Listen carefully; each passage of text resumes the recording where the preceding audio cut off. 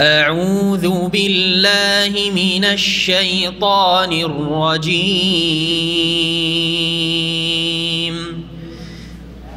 إن الله اشترى من المؤمنين أنفسهم وأموالهم بأن لهم الجنة يقاتلون في سبيل الله فيقتلون ويقتلون وعدا عليه حقا في التوراة والإنجيل والقرآن ومن أوفى بعهده من الله فاستبشروا ببيعكم الذي بايعتم به وذلك هو الفوز العظيم. التائبون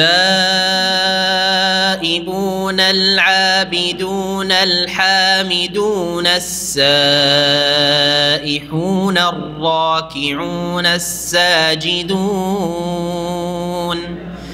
الساجدون الآمرون بالمعروف والناهون عن المنكر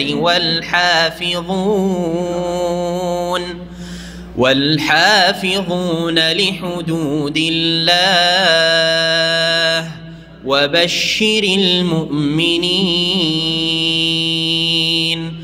ما كان للنبي والذين آمنوا أن يستغفروا للمشركين ولو كانوا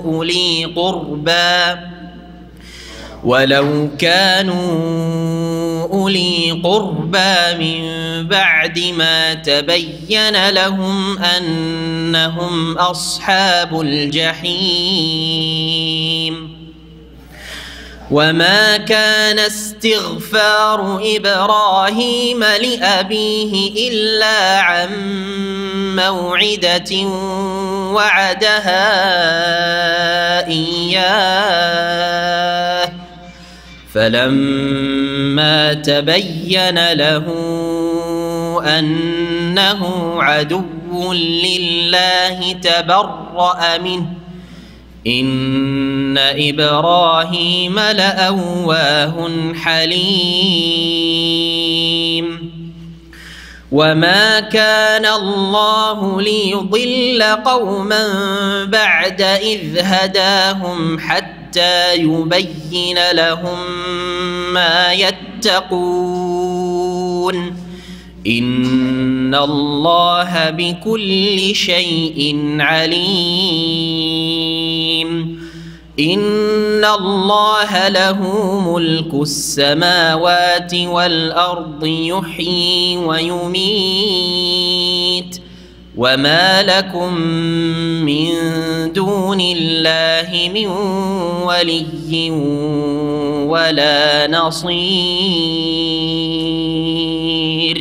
ورحمة الله وبركاته.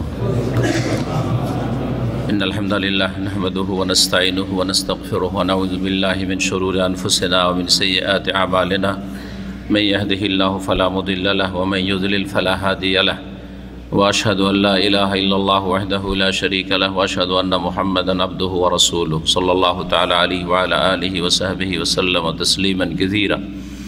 أما بعد فقد قال الإمام البخاري رحمه الله تعالى: باب المعاصي من أمر الجاهلية ولا يكفر صاحبها بارتكابها إلا بالشرك لقول النبي صلى الله عليه وسلم: إنك امرؤ فيك جاهلية. وقال الله عز وجل: إن الله لا يغفر أن يشرك به ويغفر ما دون ذلك لمن يشاء। মহান আল্লাহর সমস্ত প্রশংসা যে আল্লাহ রাব্বুল আলামিন আমাদেরকে সৃষ্টি করেছেন তার একমাত্র ইবাদত বندگির জন্য। যারা তার ইবাদতে বড় শিরক করে অথবা ইবাদত করতে গিয়ে বড় কুফর করে বা ইবাদতকে অমান্য করে তারাই হচ্ছে কাফের বা মুশরিক। আর যারা ঈমানের সাথে, ঈমানের ওপর থাকা সত্ত্বেও ঈমান ভঙ্গকারী এমন কোনো বিষয়ে জড়ায়নি, কিন্তু বেশ কিছু জাহিলিয়াতের বা কুফরির চরিত্র রয়েছে, তারা গুনাহগার যদিও, কিন্তু তারা ইসলাম থেকে বহিষ্কৃত হয় না। এ হচ্ছে আল্লাহ রাব্বুল আলামিনের রহমতের একটা দিক, যে মানুষের অপরাধের জন্য আল্লাহ রাব্বুল আলামিন তাদেরকে চিরস্থায়ী আযাব দেবেন না বা শাস্তি দেবেন না। আমাদের ধারাবাহিক আলোচনা সহিহুল বুখারীর চলছে। আজকে পর্ব নম্বর 9, 25শে রবিউল আউয়াল 1441 হিজরি, অধ্যায় নম্বর হচ্ছে 22। ইমাম বুখারী রাহিমাহুল্লাহ বলছেন এই ঈমানের পর্বে বাবুল মাআসি, বাবুন আল মাআসি মিন আমরিল জাহিলিয়া, এই অধ্যায় হচ্ছে এই বিষয় সম্পর্কে যে গুনাহগুলি হচ্ছে বা মানুষের পাপাচার হচ্ছে মিন আমরিল জাহিলিয়া, জাহিলিয়াতের আচরণ বা জাহিলিয়াতের চরিত্র। জাহিলিয়াত মানে কুফরির যুগ। নবী করিম সাল্লাল্লাহু আলাইহি ওয়াসাল্লামের নবুয়ত প্রাপ্তির পূর্বে যে যুগটা ছিল শিরক কুফরির যুগ আরব জগতে, সেটাকে জাহিলি যুগ বলা হয়। জাহেল মানে মূর্খ, জাহেল মানে অজ্ঞ, কিন্তু এখানে সেই অর্থে জাহিলিয়াত বা জাহিলি যুগ বলা হয় না। অজ্ঞ মানে যে জানে না, জাহেল মানে যে জানে না। আলেমের বিপরীত হচ্ছে জাহেল, আলেমের বিপরীত হচ্ছে জাহেল। আলেম মানে জ্ঞানী, যে জানে। আলেম মানে আমাদের দেশে আলেম মানে হচ্ছে যে শরীয়তের আলেম, তাই না? আর জাহেল হচ্ছে আমাদের দেশের গাল। এটা আমাদের দেশাচার ভাষা, এটা আসলে আরবি ভাষা নয়। কিন্তু আরবি ভাষায় হাজা আলেমন মানে এ হচ্ছে ওয়াকিফ আলী, জানে, যে কোনো বিষয় জানে, যে কোনো বিষয় দিন দুনিয়া যে জানে সে হচ্ছে আলেম। এই জন্য আরবি ভাষায় সায়েন্টিস্টকে কিন্তু আলেম বলা হয়। বৈজ্ঞানিককে আরবি ভাষায় কি বলা হয়? আলেম বলা হয়। বহু বচন ওলামা, যেমন আমরা আলেম ওলামা মানে শরীয়তের আলেমদেরকে আলেম ওলামা বলি, আরবি ভাষায় বৈজ্ঞানিকদেরকে কি বলা হয়? ওলামা বলা হয়। ওলামা খবরা খবির থেকে এই ভাষাগুলি ব্যবহার করা হয়। তো কিছু কিছু ভাষা আছে আমাদের দেশে গিয়ে গাল হয়ে গেছে, কিন্তু আসলে গাল না। যদি কাউকে জাহেল বলেন তো তার মানে একটা গাল দিয়ে দিলেন তাকে, তাই না? কিন্তু আসলে গাল না। জাহেল মানে যে কোনো একটা জিনিস জানে না, যে জিনিসটা জানেন না সেই ক্ষেত্রে আপনি জাহেল। আমি যে বিষয়টা জানি না সেই ক্ষেত্রে আমি জাহেল। হ্যাঁ, গাল হয়ে গেল না? কোনো গাল নাই। অনেক কিছু জানি না, সামান্য কিছু জানি না। আল্লাহ তো কোরআনে বলছেন ওমা উতীতু মিনাল ইলমি ইল্লা কালিলা। আরে যতই পণ্ডিত হয়ে যাও, যতই জ্ঞানী হয়ে যাও, তোমাদেরকে ওমা উতীতু মিনাল ইলমে, জ্ঞান দেওয়া হয়নি, ইল্লা কালিল্লা, সামান্য ছাড়া, সামান্য কিছু জ্ঞান ছাড়া আর বেশি কিছু দেওয়া হয়নি। জি, তো যে বিষয়গুলি আমাদের জানা নেই সেই ক্ষেত্রে আমরা জাহিল। আর শরীয়তের ভাষায়, কোরআন হাদিসের ভাষায় জাহিলিয়াত বলা হয় জি, যাদের আল্লাহর সাথে পরিচিতি নেই। হ্যাঁ, ওই যুগের লোকদেরকে বা ওই যুগটাকে জাহিলি যুগ বলা হয়েছে। তো আরব মুশরিকদের যে যুগটা ছিল প্রায় 300 বছরের, রাসূলুল্লাহ সাল্লাল্লাহু আলাইহি সাল্লামের নবুয়ত প্রাপ্তির আগে 300 বছর, শুধু 300 বছর, এটা ছিল আরবদের জাহিলি যুগ। কারণ এই 300 বছর শিরিক চলেছে আরব জগতে, আর মক্কায় আর কাবার চারিদিকে। ধীরে ধীরে 300 বছর পিছিয়ে চলে যান ইতিহাসের পাতায়, নবী করিম সাল্লাল্লাহু আলাইহি সাল্লামের জন্মের 300 বছর আগে তো কোনো শিরক ছিল না। সকলেই দিনে ইব্রাহিমের ওপর ছিল মক্কার লোকেরা। তারা তৌহিদবাদী ছিল, এক আল্লাহর ইবাদত বন্দেগী করত। এই জন্য তাদের মধ্যে অনেক ভালো কাজ থেকে গেছিল। শিরকের ধর্ম পালন করলেও অনেক ভালো কাজ করত, কারণ এই ভালো কাজগুলি ইব্রাহিম আলাইহিস সালামের শিক্ষা, ইসমাইল আলাইহিস সালামের শিক্ষা। যেমন তারা হজ করত, ওমরা করত, তওয়াফ করত, মেহমান অতিথি মক্কায় কেউ আসলে পরিচিত হোক আর অপরিচিত হোক তাদের আপ্যায়ন করতো। আমরা তো পরিচিত মেহমান ছাড়া কাউকে এক দানা খেতে দেবো না, আপনারা কেউ খাওয়াবেন না। কিন্তু কারণ আমাদের দেশি মেহমান, দেশি ভাষায় মেহমানকে নিজের বংশের, আর না হয় শ্বশুর বংশের, হ্যাঁ বোঝা গেছে, আর না হইলে আপনার ছেলে মেয়ের কোনো রিলেশন আছে, এক কথায় যাদের সাথে রিলেশন আছে, কোনো একটা রিলেশন আছে তারাই মেহমান। আর বন্ধু বান্ধব আরেকটা মহল হচ্ছে বন্ধু বান্ধব, তাদের সাথে খাতির আছে, দুনিয়ার স্বার্থ আপনার জড়িত আর ওর স্বার্থ আপনার সাথে জড়িত, সুতরাং খাওয়াইবেন।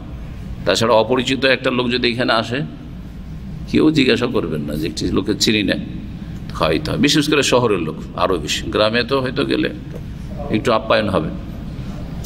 কিন্তু আরব মুশরিকরা এত বড় শিরক কুফরি করা সত্ত্বেও পরিচিত হোক অপরিচিত হোক, যেখানকারই লোক হোক, বাইরের লোক এসেছে আমাদের দইফ মেহমান, সুতরাং এই অতিথির আপ্যায়ন করতে হবে, যত্ন করতে হবে, থাকার জায়গা দিতে হবে, খাওয়ার জায়গা দিতে হবে।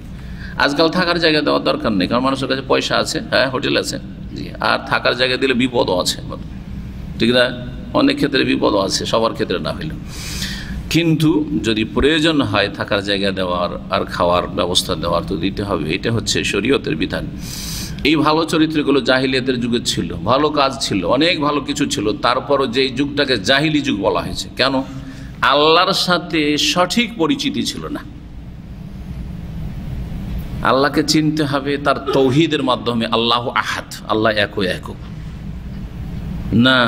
আল্লাহকে তারা তুলনা করেছিল একজন রাজার সাথে বা একজন রাষ্ট্রপ্রধানের সাথে, রাষ্ট্রপতি প্রধানমন্ত্রীর সাথে।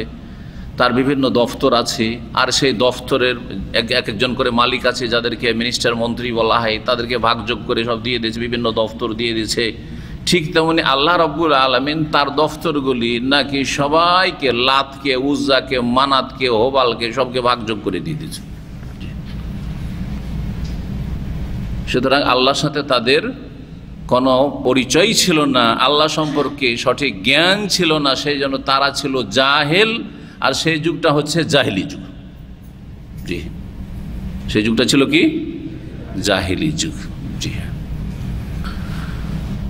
আর তার সাথে ওলামারা আরও বলেছেন যে কেউ যদি মুসলিম জীবনে কোনো পাপ করে, একটা পাপ করলো, তখনকার মতো সে জাহেল। মানে আসাল্লাহ ফাহুয়া জাহিলুন, যে ব্যক্তি আল্লাহর নাফরমানি করলো সে জাহেল। আপনি একটা গুনাহ করলেন, কাবিরা গুনাহ করলেন, গীবত করলেন, মিথ্যা কথা বললেন, চুগলখড়ি করলেন, হ্যাঁ, অথবা কারো বেঈমানি করলেন, আল্লাহর হক নষ্ট করলেন। এই যে ফজরের নামাজ পড়লেন না আপনি, বা ফজরের জামাতে গেলেন না আপনি জাহেল। এই সময় আপনি জাহেল। এই জেহালত, অজ্ঞতা থেকে মুক্তি পাওয়ার তরিকা হচ্ছে, পদ্ধতি হচ্ছে যে আপনি তওবা করে ফিরে আসুন, আগামী তার এরকম কাজ করবেন না। মান আসাল্লাহ ফাহুয়া জাহেলুন। তাহলে জাহেলের যে অর্থগুলি শরীয়তের পরিভাষায়, এগুলি মনে রাখবেন। তো জাহেলি যুগের কাফের মুশরিকদের অনেক খারাপ দিক ছিল, খারাপ আচরণ বা খারাপ চরিত্র ছিল। আল্লাহর হক নষ্ট করার ক্ষেত্রে, মানুষের হক নষ্ট করার ক্ষেত্রে, লড়াই ঝগড়া বিবাদ, গোত্রীয় দ্বন্দ্ব, মারামারি ইত্যাদি বিভিন্ন পাপে জড়িয়ে থাকা, তার মধ্যে সুদ খাওয়া, তার মধ্যে হচ্ছে ব্যভিচারে লিপ্ত থাকা ইত্যাদি, সবগুলি জাহিলি চরিত্র। এগুলি হচ্ছে কি? জাহিলি চরিত্র। তার মধ্যে একটি জাহিলি চরিত্র হচ্ছে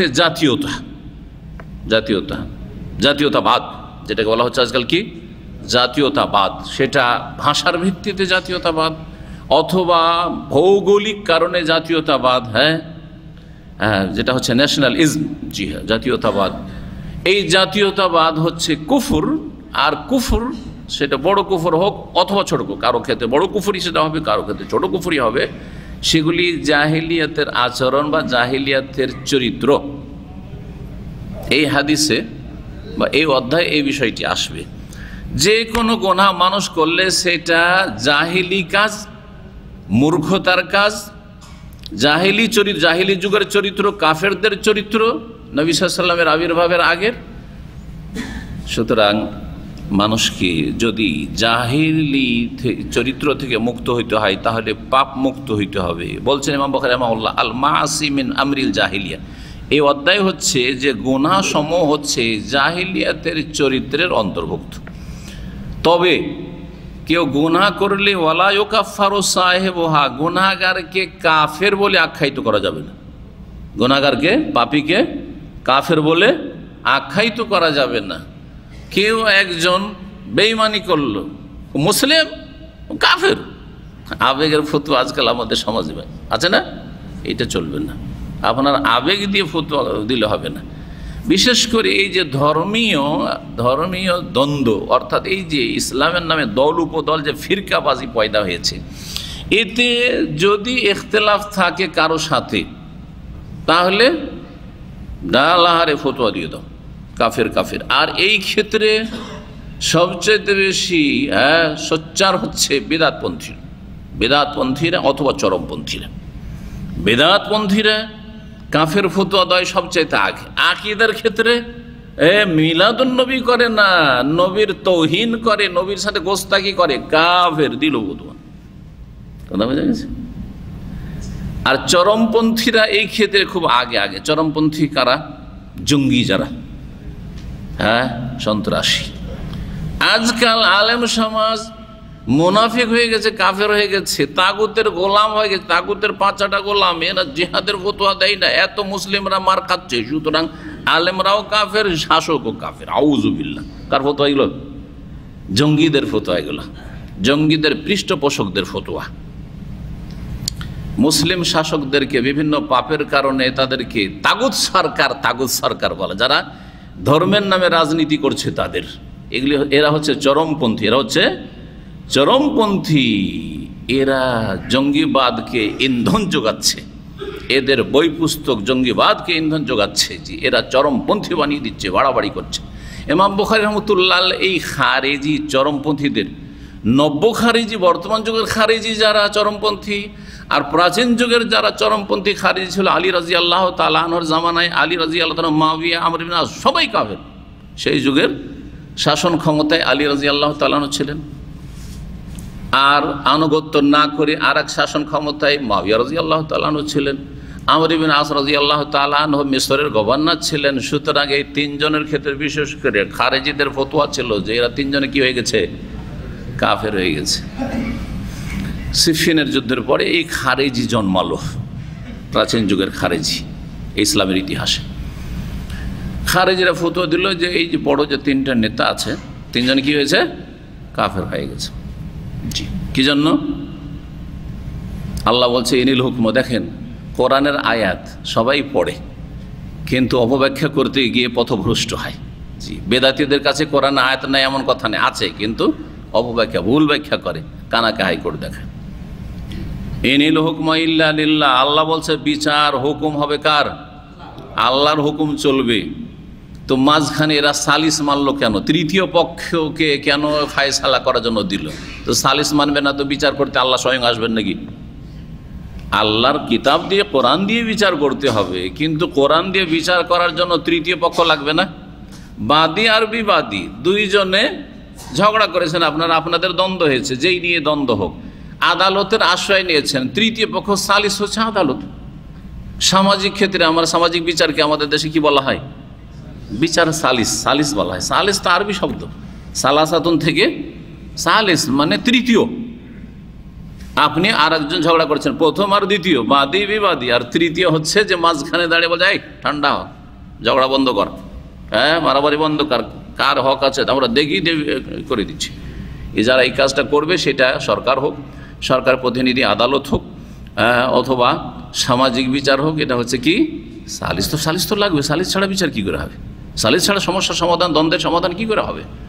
কিন্তু এই মূর্খরা, খারিজিরা মূর্খ হয়, যারা চরমপন্থী না, তারা আবেগ দিয়ে কাজ নেয়, বিবেক দিয়ে কাজ নেয় না, আবেগী হয়। আর যুবকরা বেশি আবেগী, যার কাছে যত এলেম কম সে তত বেশি আবেগী। তাদের অবস্থা হচ্ছে খড়ের আগুনের মতো। আর যারা একটু বয়স্ক হয়েছে, দূরদর্শিতা আছে, তারা কোরআন হাদিসের এলম আছে, ভালো আলেম, তারা ঠান্ডা মেজাজে বিবেক দিয়ে কাজ নেই যে পরিস্থিতির অবস্থাটা কেমন, অবস্থা বুঝে ব্যবস্থা নিতে হবে। অবস্থা বুঝে এই সময় এই রকম কথাতে লাভ আছে না লস আছে মুসলিম উম্মার বা ইসলামের।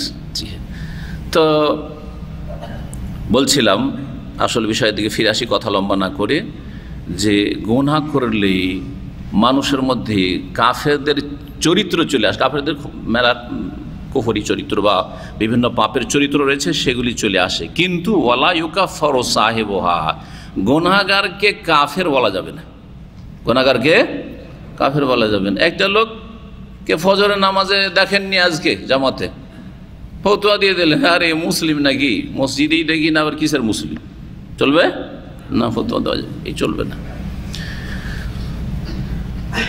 বেরতেকাবেহা, কোনো গুনাহে লিপ্ত হওয়ার কারণে, ওয়ালা ইউকাফারু সাহিবুহা বেরতেকাবেহা, কোনো গুনাহে লিপ্ত হওয়ার কারণে গুনাহগারকে কাফের বলা যাবে না, ইল্লা বিশিরকে, তবে শিরকে লিপ্ত হলে, তবে শিরকে লিপ্ত হলে। শিরকে লিপ্ত হওয়া মানে আল্লাহর সাথে শরীক করলো, আল্লাহর রুবুবিয়তে কাজে শিরক করলো, অথবা আল্লাহর ইবাদতে শিরক করলো, বা আল্লাহর আসমা সিফাত নাম গুণাবলীতে শিরক করলো। যেমন একজন লোক দুর্গার সামনে, প্রতিমার সামনে সেজদা করলো, আর একজন লোক মাজারে দরগায় সেজদা করলো। বড় শিরক না ছোট শিরক? শিরক দুই প্রকার, বড় শিরক এবং ছোট শিরক। আর প্রত্যেকটা শিরকের আবার দুই ভাগ, প্রকাশ্য শিরক আর গোপনীয় শিরক। এটা হচ্ছে সূক্ষ্ম ভাগ, সূক্ষ্ম তাকসিম। আর কেউ কেউ ভাগ করতে গিয়ে বলেছেন যে শিরক তিন প্রকার, বড় শিরক, শিরকে আকবর, শিরকে আসগার আর শিরকে খাফি। তো এইভাবে করলে একটু বুঝতে খাইটা অসুবিধা, কারণ বড় শিরকও প্রকাশ্য আছে আর গোপনীয় আছে, আর ছোট শিরকও প্রকাশ্য আছে আর গোপনীয় আছে। এজন্য এই ভাগটা বেশি সূক্ষ্ম। জি, তো বড় শিরক করলে কি হয়ে যায়?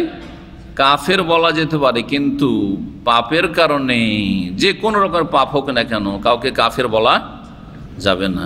কে একজন খুন করেছে, ও মুসলমান নাকি? ও মুসলিম হলে খুন করতে পারে? কাফের।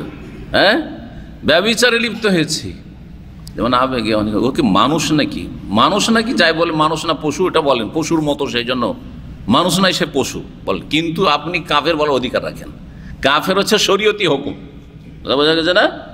শরীয়তের হুকুম। সুতরাং শরীয়তের দলিল ছাড়া, স্পষ্ট দলিল ছাড়া কাউকে কাফের বলা যাবে। যেই ব্যক্তি একবার ইসলামে ঢুকেছে তাকে বের করার আপনার আমার কারো অধিকার নেই, যতক্ষণ পর্যন্ত আল্লাহ না বের করেছে, রাসূলুল্লাহ সাল্লাল্লাহু আলাইহি ওয়াসাল্লাম না বের করেছেন।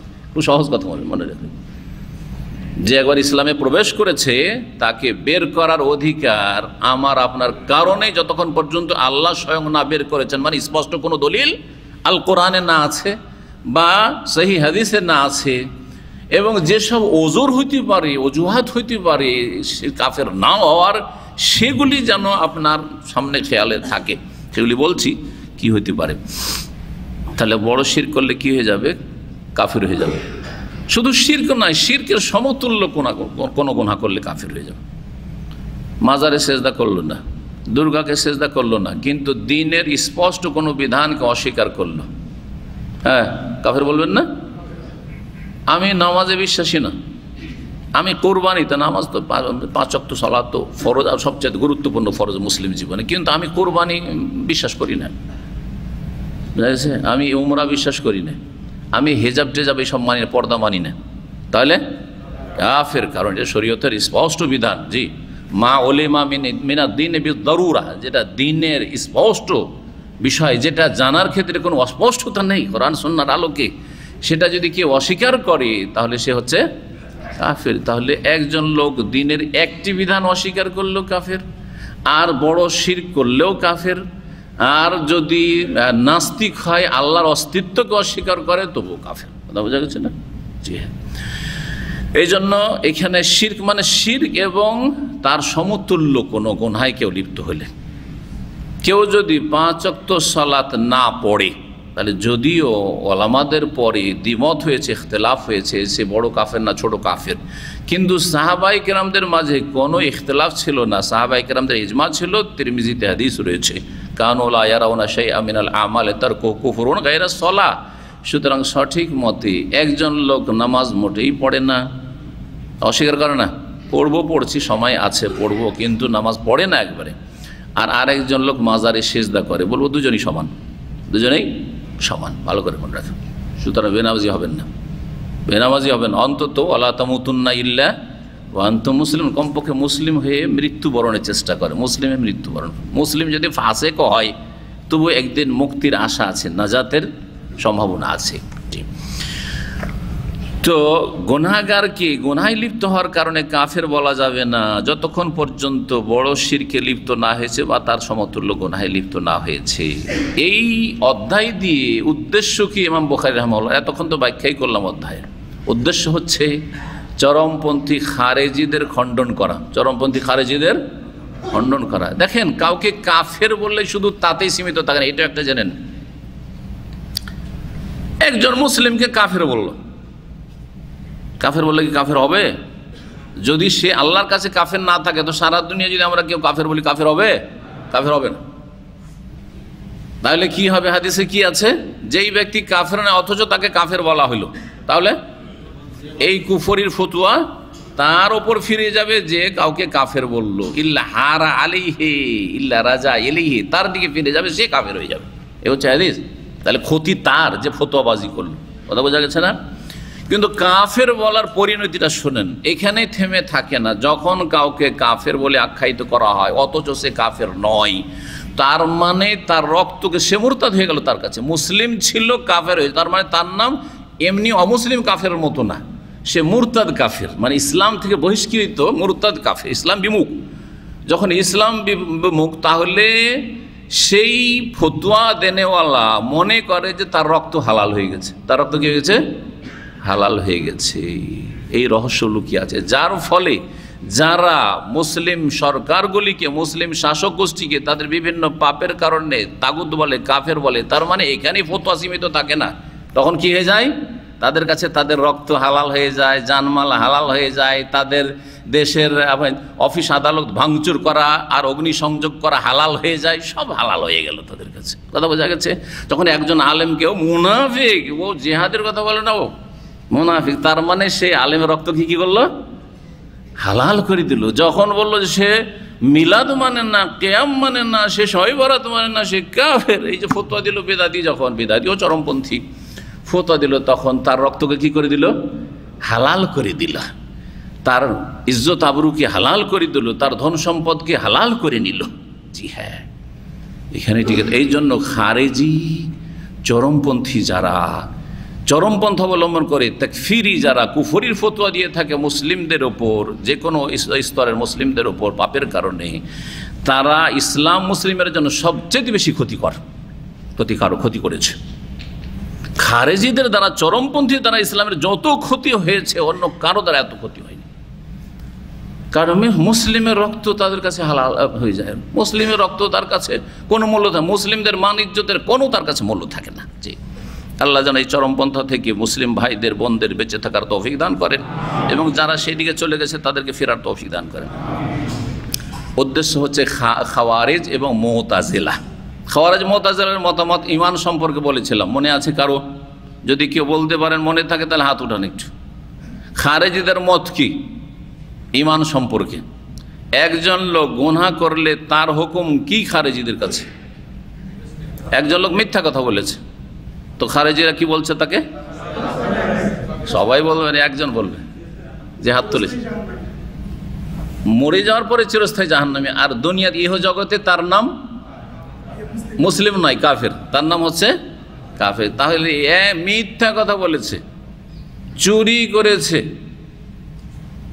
সে ফাসেক বলে কিছু নেই খারেজিদের কাছে, কি কাফের, দুনিয়ায় কাফের, আর মরে গেলে চিরস্থায়ী জাহান্নামী।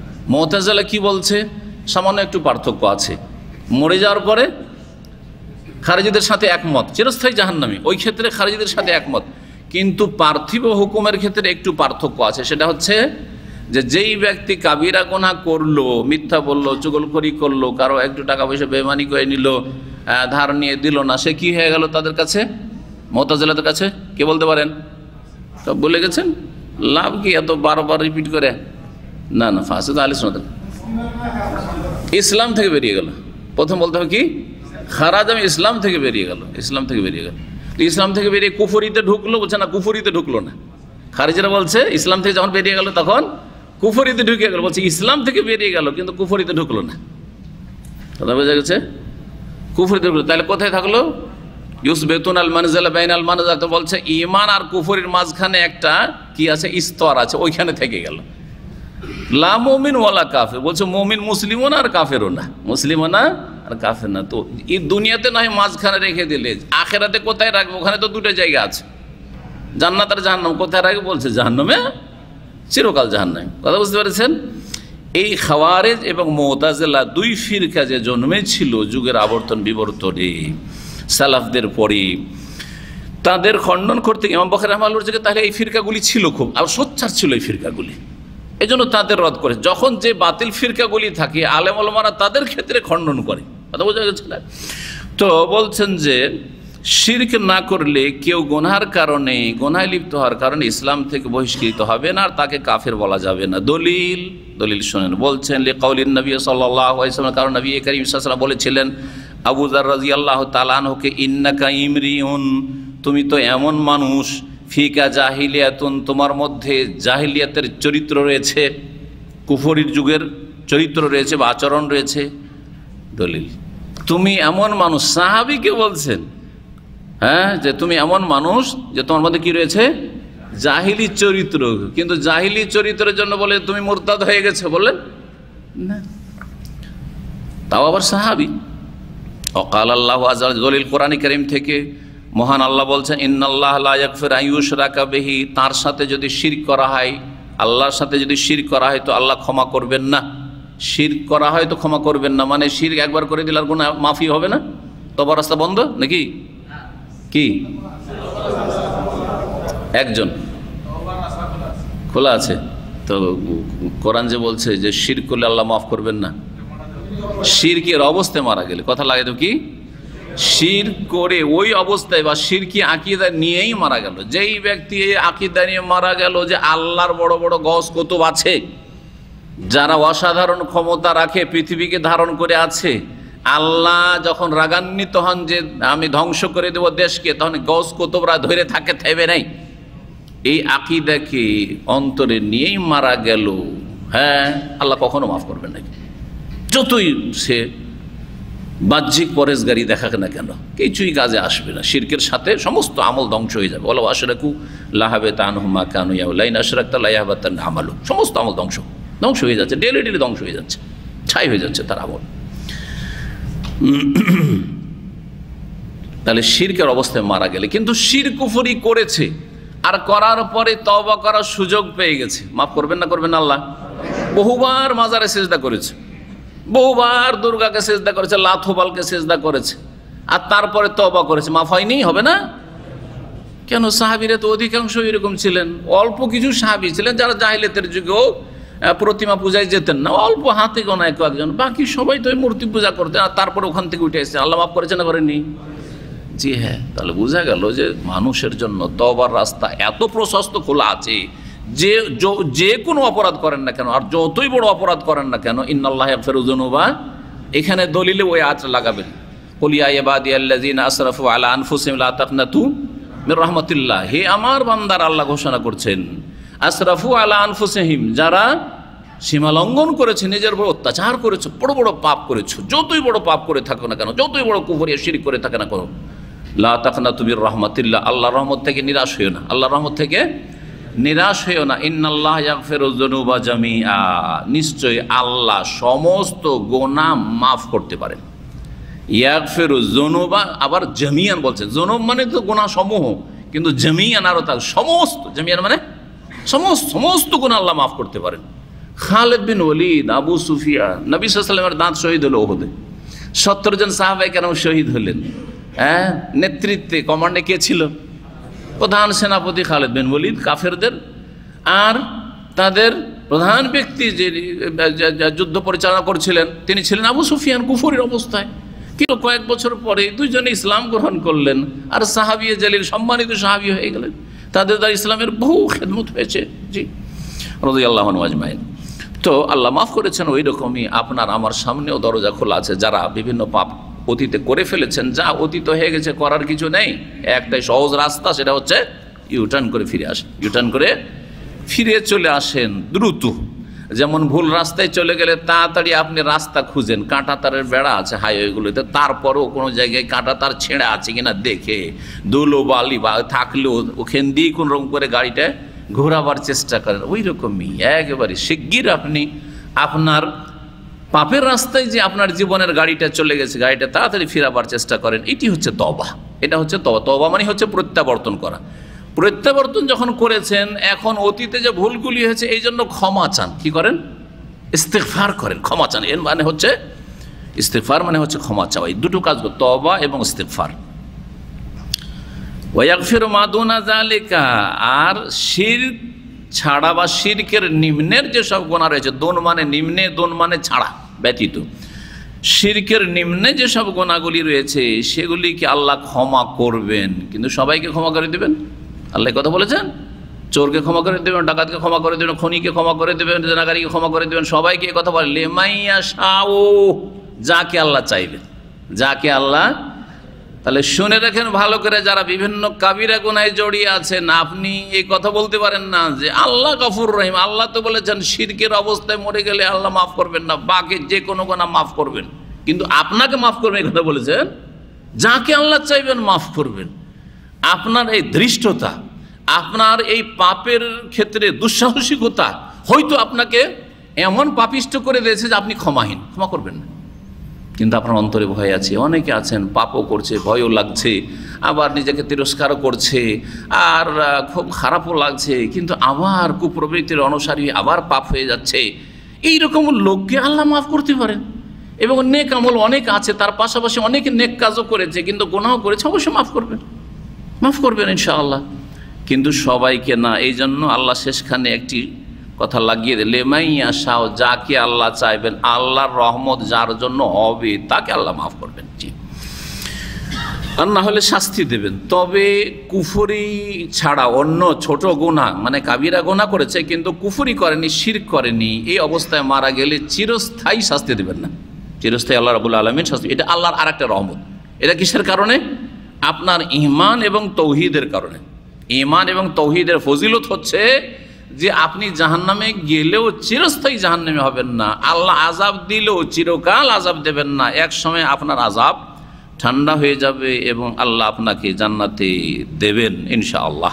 জি, তবে এই ইনশাআল্লাহ বলে আপনি মনে করিয়েন না যে আমি গুনাহ করতে থাকি এক সময় তো জান্নাত পাবো। যেমন আজকাল এই আরেকটি মূর্খতা, এই মূর্খতার জন্য আরেক তওবার দরকার। যে ব্যক্তি মনে করে যে আল্লাহ তো বলেছেন, তো আল্লাহ তো এক সময় আমাকে, যখন আমি একজন মুমিন মুসলিম, তো আল্লাহ তো একদিন জান্নাত দেবেন। এই ধৃষ্টতা আরেকটি পাপ, যার জন্য তওবা দরকার। কথা বুঝতে পারছেন না? পারছেন না?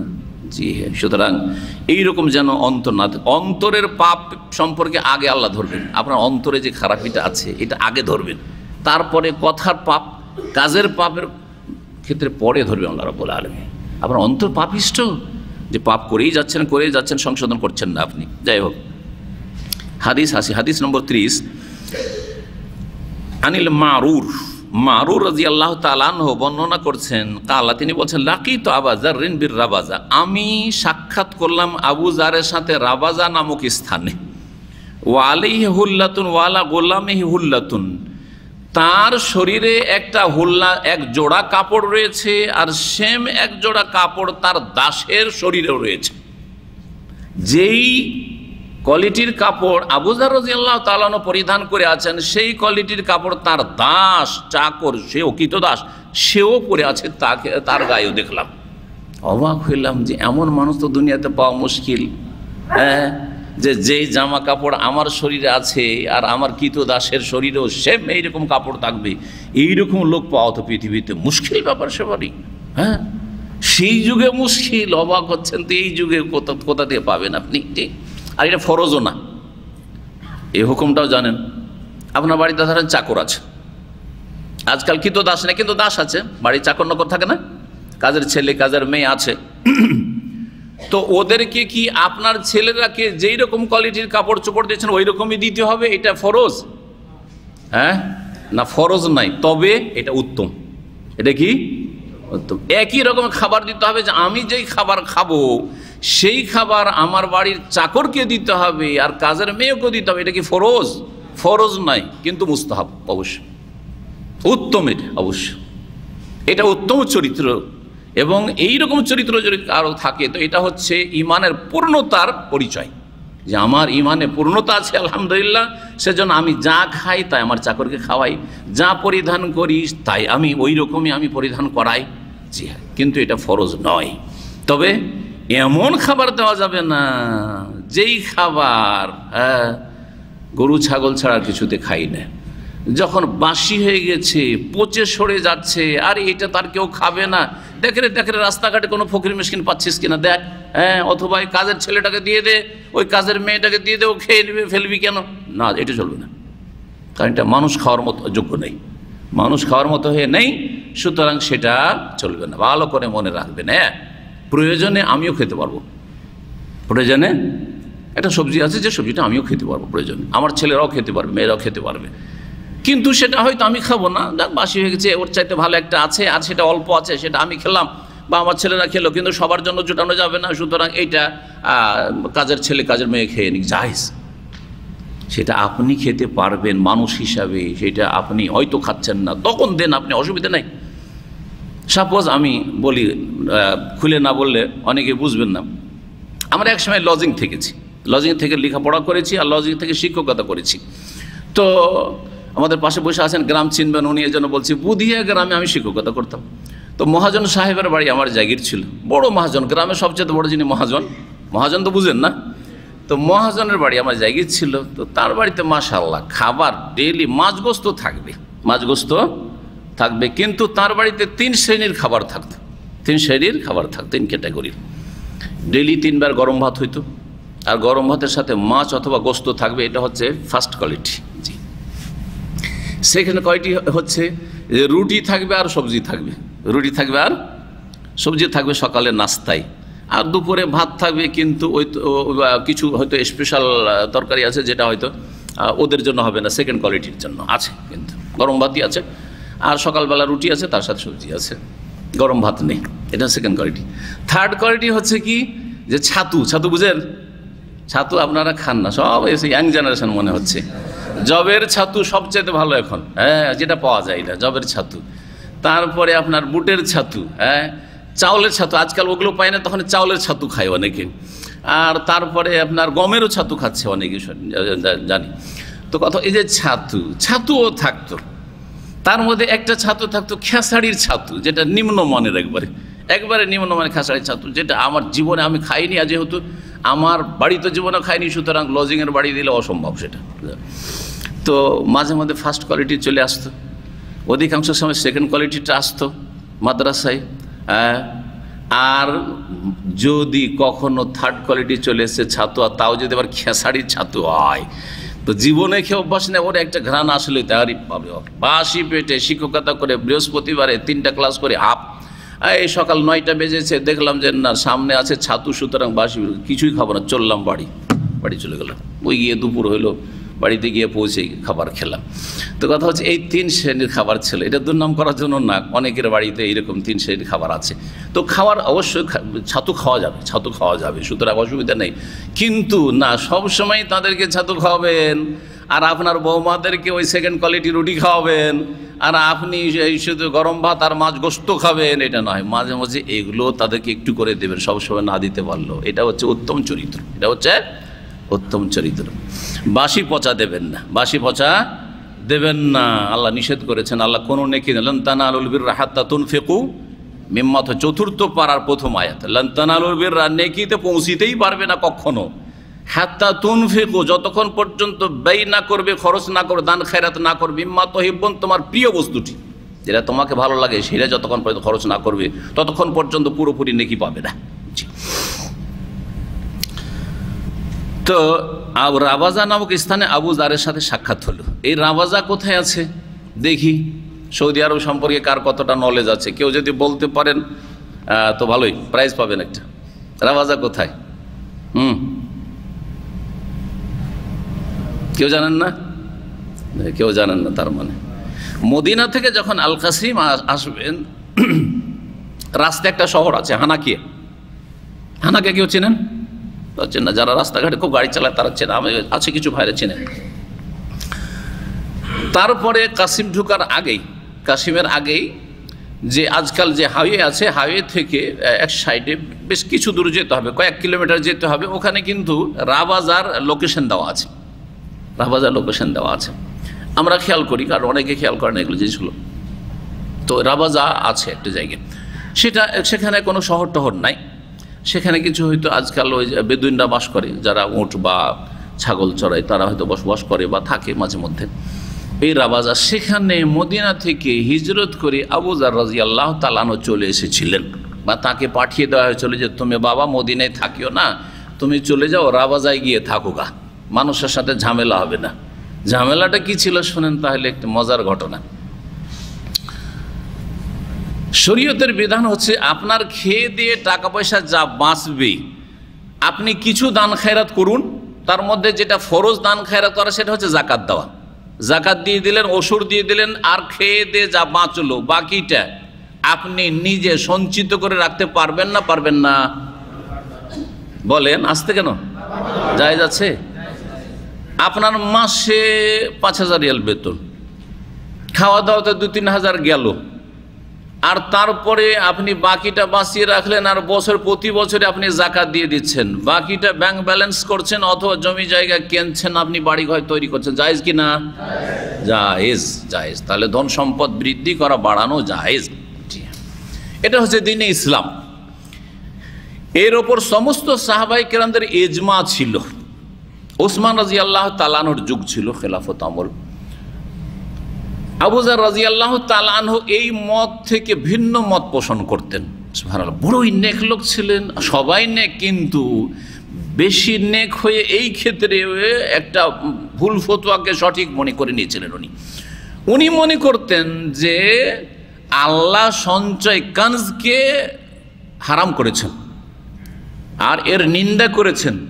যে কানজ করে রাখবে তাদের জন্য কঠোর শাস্তির কথা আল্লাহ কোরআনে বলেছেন সূরা তাওবা, ওয়াল্লাযিনা ইয়াকনিজুনা যাহাবা ওয়াল ফিদ্দা ওয়ালা ইউনফিকুনাহা ফি সাবিলিল্লাহ ফাবাশশিরহুম বিআযাবিন আলীম। এই আয়াতের ব্যাখ্যা তাফসীর বুঝতে গিয়ে ওনার মতটি ছিল ভিন্ন মত, যেটা সমস্ত সাহাবায়ে কেরাম থেকে ভিন্ন এবং ইসলামের যেটি স্বীকৃত বিধান তার থেকে ভিন্ন ছিল। সেটা হচ্ছে যে খেয়ে দিয়ে যা বাঁচলো সন্ধ্যাবেলা সব দান করে দিতে হবে, মাসের শেষে যা বাঁচলো আর কিছুই রাখা যাবে না, সব দান করে দিতে, একটা পয়সা রাখা যাবে না, একটা পয়সা রাখা যাবে না। এটি ছিল তার মত। এজন্য একটি বই পড়েছিলাম, উর্দু ভাষায় লিখেছে বইটা। ছাত্র জীবনে অনেক লাইব্রেরির বই স্টাডি করতাম বাইরের ক্লাস ছাড়া।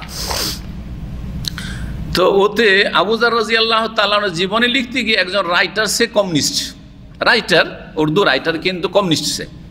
আর কমিউনিজম তো জানেন, তো কমিউনিজম সাংঘর্ষিক, কমিউনিজমের যে মার্ক্সবাদ যেটা, সেটা ইসলামের সাথে সাংঘর্ষিক অর্থনীতি। তো তাতে লিখেছে যে ইসলামের প্রথম কমিউনিস্ট ছিলেন আবু যার রাদিয়াল্লাহু তাআলা, নাউজুবিল্লাহ। ইসলামের প্রথম কমিউনিস্ট ছিলেন আবু যার রাদিয়াল্লাহু তাআলা। বলব কখনো না, এ মিথ্যুক অথবা জাহেল, সে বিষয়টি বুঝেনি, সেই জন্য আবু যার রাদিয়াল্লাহু তাআলা কমিউনিস্ট বলেছে। আবু যার কমিউনিস্ট না। আবু যার রাদিয়াল্লাহু তাআলা বলতেন যে যা খেয়ে দে বাঁচলো, আপনার তো প্রয়োজন নেই, আর অনেকের প্রয়োজন, চারিদিকে খেতে পাচ্ছে না, বাড়ি নাই, ঘর নেই, অসহায় মানুষ আছে, চিকিৎসা নেই, সুতরাং তাদেরকে দিয়ে দেন। কার জন্য? আল্লাহর সন্তুষ্টির জন্য, আল্লাহর সন্তুষ্টির জন্য, আর পরকালে নাজাতের জন্য, আর আপনার নেকির ব্যালেন্স বাড়াবার জন্য দিয়ে দেন আপনি। এটা আল্লাহ ফরজ করেছেন, এ কথা বলতেন উনি। যদিও ফতোয়াটি তার ঠিক ছিল না, কিন্তু এই ফতোয়া ছিল। কিন্তু কমিউনিস্ট কি বলছে? কমিউনিস্ট বলছে যে তোমার ব্যক্তি মালিকানায় নেই, তোমার ব্যক্তি মালিকানা নেই, সমস্ত ধন সম্পদের মালিক সরকার, কাজ করো আর তোমাদেরকে রেশনে খেতে দেওয়া হবে। জি, উদাহরণ দিয়ে বোঝানো হয়েছে কমিউনিজমকে আর ইসলামকে, যে দুইজন মানুষ আমরা পাশাপাশি দাঁড়িয়েছি, আমি একটু লম্বা মানুষ আর একজন খাটো মানুষ, একজন একটু খাটো মানুষ, মেলা খাটো, ছোট, আমার থেকে মেলা ছোট হয়ে যাচ্ছে, কথা বোঝা গেছে না? এইখান পর্যন্ত হচ্ছে। তো ইসলামে দুইজনকে একটু আমরা সমান করতে চাই, ইসলামের আলোকে সমান করতে চাইছি, যে ও বেশি নিচা হয়ে যাচ্ছে, আমরা সমান হতে চাই। তাহলে কি করব? যে পায়ের তলায় 2-4টা ইট দিয়ে দে বা পাথর দিয়ে দে, পায়ের তলায় একটা উঁচা পাথর দিয়ে দিলাম, পাথর দেওয়ার পরে পাথরের উপরে ওকে দাঁড় করলাম, ওই খাটো লোকটিকে, তখন আমার সমান হয়ে গেল। কি হলো? আমার সমান হয়ে গেল। এটা হচ্ছে ইসলাম, এটা হচ্ছে নিজাম ইসলামী, ইকতিসাদ ইসলামী, হ্যাঁ, ইসলামী অর্থনীতি। আর কমিউনিজমের অর্থনীতি হচ্ছে যে এ বেশি লম্বা হয়ে গেছে আর এ বেশি ছোট হয়ে গেছে, সুতরাং এই লম্বাটার গলা কেটে নিতে হবে, না পা কেটে নিতে হবে। কথা বলছে, হয় গলা কেটে নে আর না হয় পা কেটে নে আর কেটে নিয়ে সমান করে দে। এটা হচ্ছে কমিউনিজম। জবরদস্তি, ওর ব্যক্তি মালিকানা নেই। আর এই ব্যক্তি মালিকানা যদি না থাকে তো না যাকাত দিতে পারবে, না হজ করতে পারবে, না উমরা করতে পারবে, না কোরবানি করতে পারবে। এই অর্থনীতির সাথে সম্পর্কিত অনেক ইবাদত রয়েছে, একটি ইবাদত করতে পারবে না। যার ফলে সোভিয়েত ইউনিয়নের লোক আর চাইনার লোকেরা দীর্ঘ সময় ধরে তারা হজ করতে সক্ষম হয়নি। জি, হজ করতে সক্ষম হয়নি। ব্যক্তি মালিকানা নেই, কিছুই নেই। খাটো আর খাও, কারখানাতে কাজ করো, নারী পুরুষ কাজ করো আর খাও দাও, ব্যাস। কোথেকে হজ করবে, কোথেকে উমরা করবে, কোথায় থেকে কোরবানি করবে? জি। তো আবু যার রাদিয়াল্লাহু তাআলা বলতেন, এ কথা বলতেন না যে ব্যক্তি মালিকানা নেই। হ্যাঁ, তোমার ব্যক্তি মালিকানা আছে, কিন্তু খেয়ে দিয়ে বেঁচে গেল, সুতরাং আর কারো কাছে কিছু নেই, শুধু সবটাই দান করে দিতে হবে। ইসলাম কি বলছে? যে খেয়ে দিয়ে বেঁচে গেল, যাকাত দিতে হবে, আল্লাহর হক আদায় করে দিতে হবে, গরিবের হক আদায় করে দিতে হবে, শতকরা 2.5% আর ওসর বা নেসফুল ওসর, আর তারপরে তখন বাকিটা আপনি সঞ্চয় করে রাখুন। এটা কানজ নয়। যারা জাকাত দেয় না আর টাকা পয়সা সঞ্চয় করে রাখে, ওয়ালা ইউনফিকুনা ফি সাবিল, আল্লাহর রাস্তায় খরচ করে না, মানে জাকাত দেয় না, জাকাতে খরচ করে না, ফাবাশশিরহুম বিআযাবিন, তাদেরকে মর্মান্তিক শাস্তির সুসংবাদ দিয়ে দাও। এটা হচ্ছে সাহাবায়ে কেরামদের তাফসীর। কিন্তু আবু যারের তাফসীর ছিল যে খেয়ে দিয়ে বেঁচে গেল, সুতরাং আপনি কানজ করে দিলেন, সঞ্চয় করে রেখে জমা রেখে দিলেন কালকের জন্য, অথচ কালকে আবার ইনকাম হবে। হ্যাঁ, কালকের জন্য কেন আজকে চিন্তা করবেন? সুতরাং আপনার জন্য কঠোর শাস্তি রয়েছে। এই নিয়ে তখন সাহাবায়ে কেরামদের সাথে মদিনায় দ্বন্দ্ব শুরু হয়ে যায়। এক জায়গায় যদি বাস করে আর মতের ভিন্নতা থাকে, এই তোমরা হারাম কাজ করছো কিন্তু টাকা পয়সা জমিয়ে রাখছো। হ্যাঁ, কেন? বলছে একটা পয়সা রাখা যাবে না, যা খেয়ে দিয়ে বাঁচলো সব দান করো। এটা তো কেউ কারো কাছ থেকে শুনিনি, তুমি কোন কথা বলছো? দ্বন্দ্ব হবে না, হবে না? এই দ্বন্দ্ব যখন দেখলেন উসমান রাজিয়া, তখন বললেন আবু যারকে পরামর্শ, দেখো মদিনায় থাকলে তোমার যার তার সাথে ঝামেলা বাজছে, তুমি রাবাজা এলাকায় চলে যাও, আর ওখানে থাকো, কারো সাথে কোনো ঝামেলা হবে না। হ্যাঁ, তোমাকে বাধ্য করে তোমার মত থেকে ফিরতে বলবো না, সেটা তোমার ইজতিহাদ, কিন্তু তুমি সেখানে থাকো। ওখানেই ইন্তেকাল করেছিলেন জি রাদিয়াল্লাহু তাআলা আনহু, এবং তিনি আর তার গোলাম সেখানে ছিলেন। আব্দুল মাসউদ রাদিয়াল্লাহু তাআলা আনহু যখন ওই রাস্তা দিয়ে কুফা যাচ্ছিলেন, সেখানে পৌঁছেছিলেন আর জানাজা পড়েছেন আবু যার রাদিয়াল্লাহু তাআলা আনহুর। এই ঘটনা রয়েছে সিরাতের কিতাবাদিতে। যাই হোক, এখন আবু যার রাদিয়াল্লাহু তাআলার ঘটনা শোনেন। চাকরের শরীরে যে কাপড়, তার শরীরেও সেই কাপড়। ফাসআলতু আন যালিক, তখন মারুর বলছেন, আমি আবু যারকে জিজ্ঞাসা করলাম যে ব্যাপারটা কি, এত দামি কাপড় বা এত ভালো কাপড় চাকরকে দেওয়ার দরকারটা কি? যেই কাপড় আপনি পরছেন সেই কাপড়ই চাকর মানে কৃতদাসকে দিচ্ছেন, তাও আবার, কারণ এটা তো শরীয়ত বলে না, বাধ্য করেন। ফাকালা, তখন বলছেন, শোনো একটা ঘটনা আছে, তার পরিপ্রেক্ষিতে আমি এই ভালো আচরণটা করি যাতে করে আমার ওই ভুলের কাফফারা হয়ে যায়। ইন্নী সাবাবতু রাজুলান, আমি একজন লোককে এক সময় গাল দিয়ে দিয়েছিলাম। তিনি ছিলেন বেলাল রাদিয়াল্লাহু তাআলা।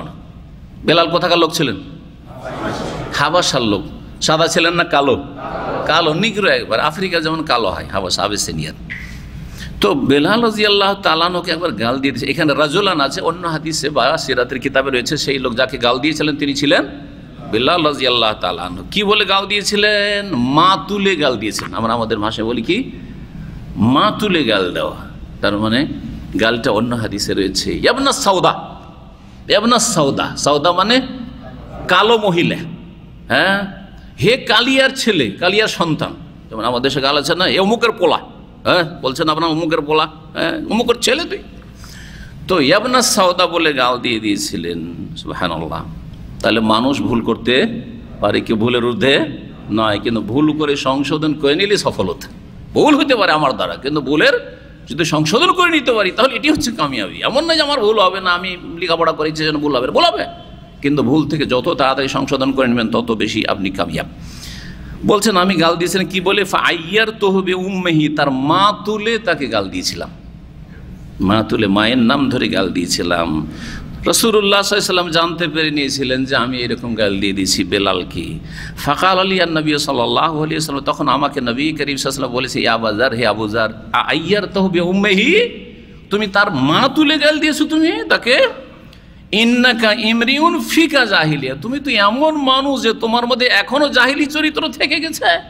তুমি মুসলিম হয়েছো, সাহাবী হয়েছো, আমার হাতে হাতে ইসলাম গ্রহণ করেছো, তুমি কত নেক আমল করছো, কিন্তু তোমার মধ্যে এখনো কুফরি যুগের, জাহিলিয়াতের যুগের আচার আচরণ থেকে গেছে। সেটা ছিল কি?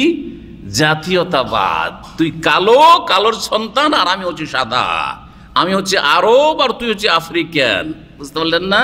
তাহলে বোঝা গেল এই জাতীয়তা যদি কারোর মধ্যে থাকে, যতই এলেম হাসিল করেন না কেন, আপনার মধ্যে জাহিলি কাফেরদের চরিত্র আছে। কাফের না আপনি, কিন্তু কাফেরদের চরিত্র আছে। তাহলে জাহিলিয়াত কি বলছে? জাতীয়তা হচ্ছে কার চরিত্র? কুফরি চরিত্র, জাহিলিয়াতের চরিত্র। সাগিরা গুনাহ না কাবিরা গুনাহ? যে এর জন্য কিছু বলা লাগে না। মনের ভিতরে যদি এটা থাকে, মনের ভিতরে থাকে যে আমি আমার ভাষাভাষীকে বেশি ভালোবাসি, ভাষার ভিত্তিতে, এটা হচ্ছে জাতীয়তা। আমি আমার দেশের ভিত্তিতে আমি বেশি ভালোবাসি, উনি আমার দেশি আর উনি ভিনদেশি, সুতরাং ভিনদেশির তুলনায় দেশিকে ভালোবাসি। এটি হচ্ছে জাহিলিয়াত। এটি হচ্ছে কি? জাহিলিয়াত। যদি এই মতবাদে বিশ্বাসী হন, এই থিওরিতে বিশ্বাসী, তাহলে আপনি ইসলামের থিওরি, ইসলামের বিধানে বিশ্বাসী নন, সুতরাং বড় কুফরি সেটি। আর যদি তাতে বিশ্বাসী না হয়ে আপনি আবেগে বলে দিলেন কখনো, বা এরকম আচরণ করে দিলেন দুনিয়ার স্বার্থে করছেন আপনি, তাহলে এটি হচ্ছে কাবিরা গুনাহ, জাহিলিয়াতের চরিত্র। তাহলে কুফরি হচ্ছে দুই রকম। গত সপ্তাহের অধ্যায় ছিল অকুফরুন দুনা কুফরিন। কুফরি দুই রকম রয়েছে, বড় কুফরি আর ছোট কুফরি। তাহলে যেই মতবাদগুলি রয়েছে, যে সমাজবাদ, যতগুলি বাদ বা ইজম রয়েছে, সমাজবাদ, তারপরে আপনার কি বলছে মার্ক্সবাদ, মাওবাদ, তারপরে আপনার কি পুঁজিবাদ, আর তারপরে আপনার এই কি বলছে জাতীয়তাবাদ, যতগুলি বাদ রয়েছে, এই বাদগুলিতে যদি কেউ থিওরিক্যালভাবে ধ্যান ধারণায় বিশ্বাসী হয়, তাহলে সে বড় কুফরিতে রয়েছে। আর যদি তাতে বিশ্বাসী নয়, কিন্তু আবেগে অথবা দুনিয়ার স্বার্থে, দুনিয়ার মোহে, বা কারোর সাথে একটা বিদ্বেষ, ওর সাথে বৈরিতা আছে, তাই ও পাকিস্তানি, আমি অমুক দেশি, এইরকম কথাবার্তা, এই মসরি, ও এরকম কথা বলে দিল, তাহলে এটা কাবিরা গুনাহ করলো। কি করলো? কাবিরা গুনাহ করলো, কাবিরা গুনাহ করলো। এইরকমই কিছু লোক আবেগে, কিছু লোকের খারাপ চরিত্রের কারণে গোটা দেশের নাম ধরে, মেসরি আবার ভালো হয় নাকি? তা আপনি যখন বলবেন মেসরি ভালো হয় নাকি, তখন বাঙালিও তো বদনাম হয়ে আছে, তখন বাঙালি মানেই খারাপ। বাঙালি মানে কি? খারাপ। হ্যাঁ, আরবদের একটা ধারণা এরকম তৈরি হয়ে গেছে না? না না, ঢালাহারি। কোনো জাতিকে ভালো বলা যাবে না, আর কোনো জাতি খারাপ বলা যাবে। প্রত্যেক জাতিতে খারাপ আছে আর প্রত্যেক জাতিতে ভালো আছে। এটি আল্লাহর হিকমত। যেটা স্বর্ণযুগ, সাহাবাই কেরামদের যুগ, রাসূলুল্লাহ সাল্লাল্লাহু আলাইহি যুগ, সেই যুগে আবু জাহাল, আবু লাহাব ছিল, যাতে করে কেউ না ভাবে যে কোনো একটা যুগ, যেই যুগের সবাই ফেরেশতা চরিত্রের ছিল। না, যদি কোনো যুগে ফেরেশতা চরিত্রের সংখ্যা বেশি থাকে, তো ইবলিশ চরিত্রেরও কিছু লোক থাকবে। জি, প্রত্যেক জাতিতে থাকবে, প্রত্যেক জাতিতে থাকবে, যারা জাতিকে কলুষিত করেছে, বা জাতির কি করেছে, যেটাকে বলা হচ্ছে ভাবমূর্তি নষ্ট করেছে। বলছেন যে আমি যখন এরকম কথা বললাম, রাসূলুল্লাহ বললেন যে আবু জার, তুমি কেমন মানুষ, তোমার মধ্যে এখনো জাহিলিয়াত থেকে গেছে, এটা কেন? তুমি ওকে কালিয়ার ছেলে, কালিয়ার সন্তান কেন বললে? ইখওয়ানুকুম খাওয়ালুকুম। ইখওয়ান আখুনের বহু বচন, ভাই, আর খাওয়াল মানে হচ্ছে তোমাদের অধীনস্থরা, মানে তোমাদের চাকর নকর যারা, তোমাদের চাকর নকর বা দাস দাসী যারা, বা তোমাদের অধীনস্থরা তোমাদের ভাই। কি বলে রাসূলুল্লাহ সাল্লাল্লাহু আলাইহি ওয়াসাল্লাম? বাড়ির চাকর আছে, কাজের ছেলে, কাজের মেয়েরা আছে, ওরা তোমার ভাই, তোমার বোন। তোমার ভাইয়ের সাথে, বোনের সাথে যেমন আচরণ করো, তেমনই তোমার কাজের মেয়ের সাথে আচরণ করবে। এমন নয় যে তার আপনি আপনার ইজ্জতের উপর আক্রমণ করবেন, তার উপর কুদৃষ্টি দেবেন। আউযুবিল্লাহ। একজন মুসলিম, সত্যিকার মুসলিম হইল কোনো কাফের মেয়ের ওপর, কাফের মেয়ের ওপর, আল্লাহদ্রোহী মেয়ের ওপর কুদৃষ্টি দেবেন, কারণ সেটা পাপ, সব ক্ষেত্রে পাপ। জি, একজন মুসলিমের হাত, পা, চোখ থেকে অমুসলিমরাও নিরাপদ। ভালো করে শুনে রাখেন, সত্যিকার মুসলিম হইলে। অমুসলিম তাদের স্বজাতির অনিষ্ট থেকে নিরাপদ নয়, কিন্তু একজন ধার্মিক মুসলিম হলে তার অনিষ্ট থেকে একজন অমুসলিম অবশ্যই নিরাপদ। কখনো তার ইজ্জতের দিকে হাত বাড়াবে না, কখনো তার ইজ্জতের দিকে নজর দেবে না একজন সত্যিকার মুসলিম হলে।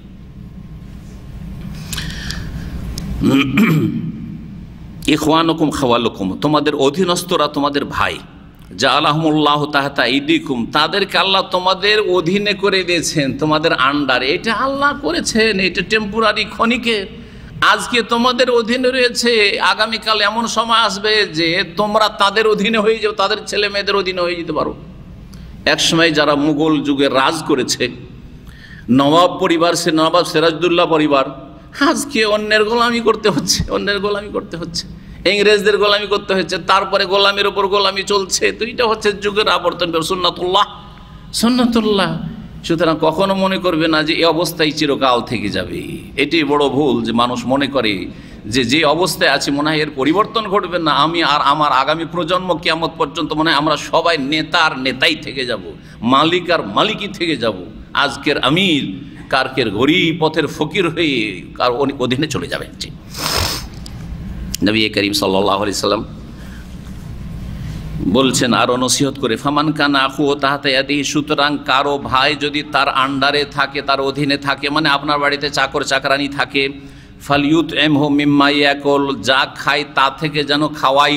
এটা হচ্ছে উত্তম, বললাম এটা হচ্ছে উত্তম। যা খাচ্ছেন তাতে থেকে খাওয়ান, পুরোপুরি না পারলে কিছুটা খাওয়াবে। আর একটা দিক মনে রাখবেন, একেবারেই কিছু খাওয়াচ্ছেন না এমন করবেন না, এটা আবার ফরজ। কিন্তু ধরেন আপনার বাড়িতে রসগোল্লা তৈরি হয়েছে, হ্যাঁ, আপনার বাড়িতে পোলাও তৈরি হয়েছে আর সাদা ভাতও আছে, চাকর কাজের ছেলে মেয়েকে শুধু কি দিলেন, সাদা ভাত দিলেন, পোলাও এতটুকু দিলেন না, এটা হারাম।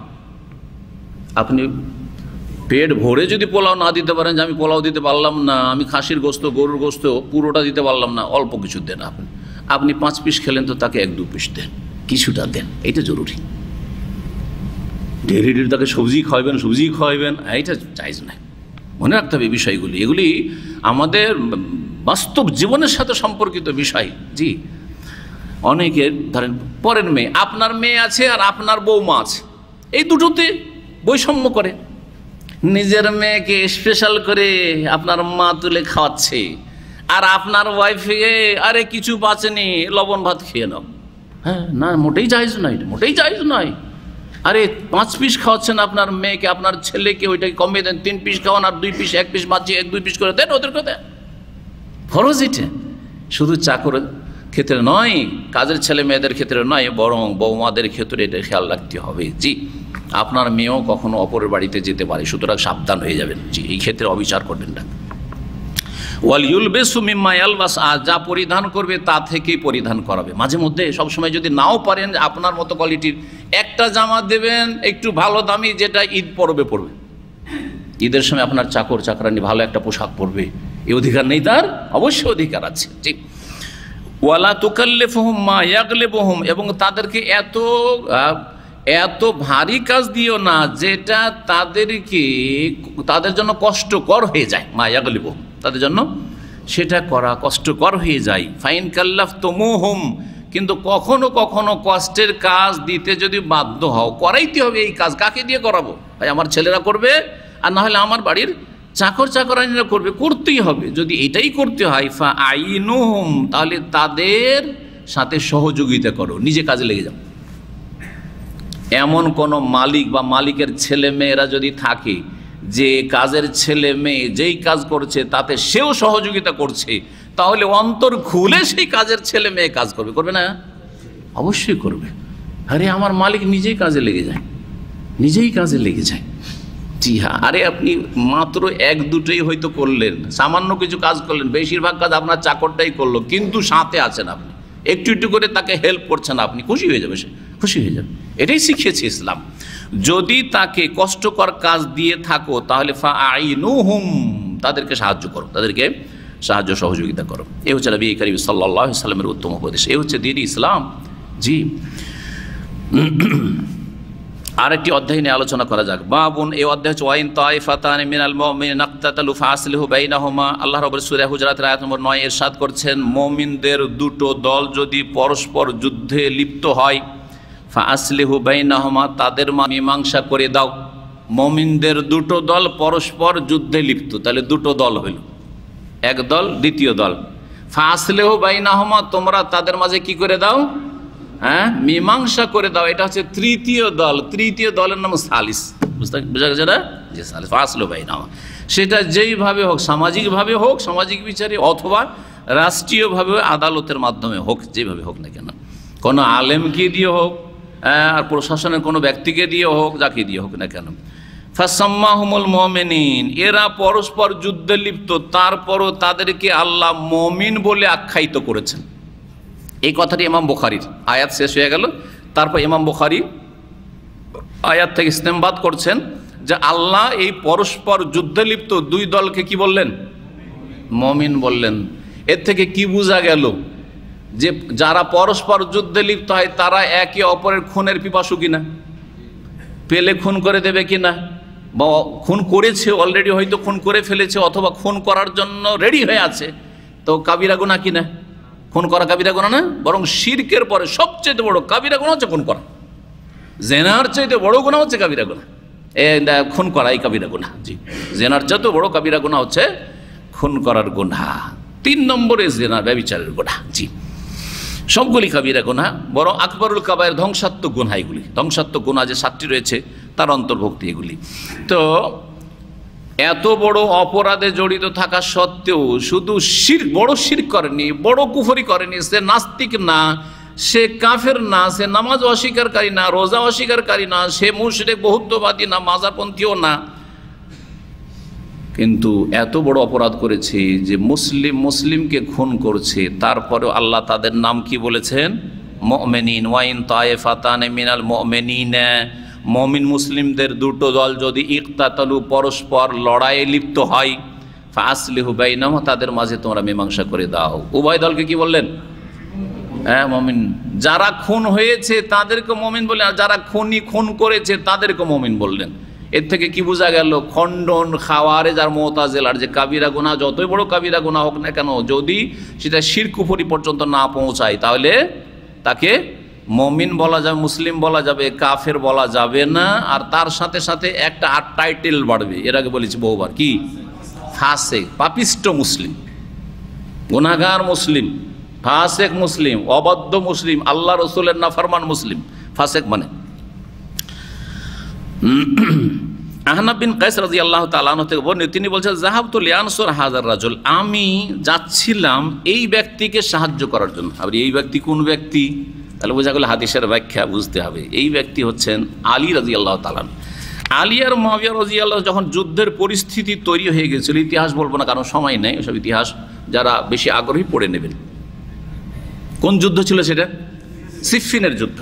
সিফফিনের যুদ্ধে আলী রাদিয়াল্লাহু তাআলা 100% হকের ওপর ছিলেন, আর মুআবিয়া রাদিয়াল্লাহু তাআলা ইজতিহাদে ভুল করেছিলেন, কিন্তু বলবো না যে বাতিলপন্থী, কারণ যে ইজতিহাদ করে ভুল করে তাকে বাতিলপন্থী বলা যায় না, তাকে বাতিলপন্থী বলা যায় না। হ্যাঁ, এটা দৃষ্টতা যদি কেউ বলে এরকম কথা, বাড়াবাড়ি কথা, বিশেষ করে তারপরও সাহাবী। এবং আজকের যুগ কেউ যদি ইজতিহাদের ভিত্তিতে একটা ফতোয়া দিল, কিন্তু ফতোয়ায় ভুল করলো, তাকে বাতিলপন্থী বলা যাবে না।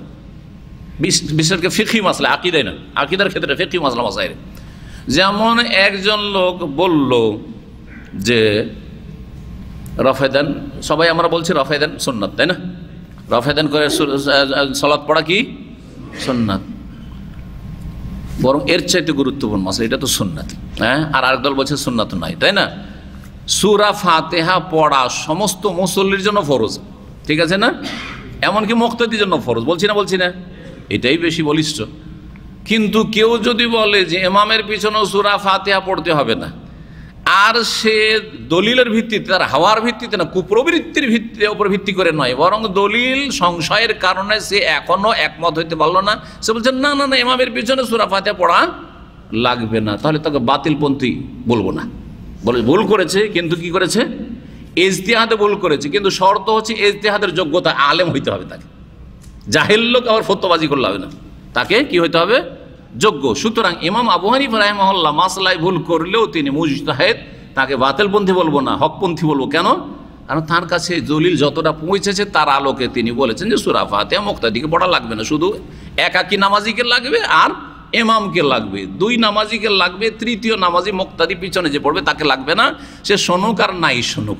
আবার ইমাম মালিক আর ইমাম আহমদ বলছেন না, শুনলে লাগবে না, না শুনলে অবশ্যই লাগবে। কি করছে সে? শোনেও না, পড়বে না, মানে তার লাগবে। ওদের দলিল ওর চাইতে, ইমাম আবু হানিফার চাইতে বেশি শক্তিশালী।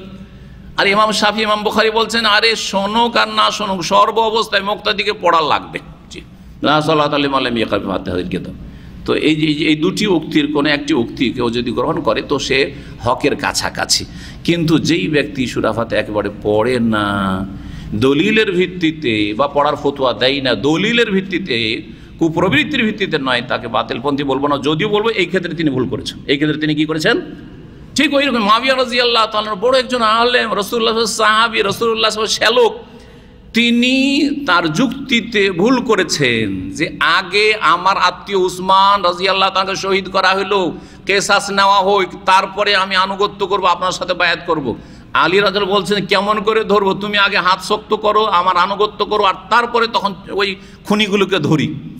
আলী রাদিয়াল্লাহু কথা বেশি ঠিক ছিল, কিন্তু ইজতিহাদে ভুল করেছেন কে? মুআবিয়া রাদিয়াল্লাহু। কিন্তু বাতিলপন্থী বলা যাবে না।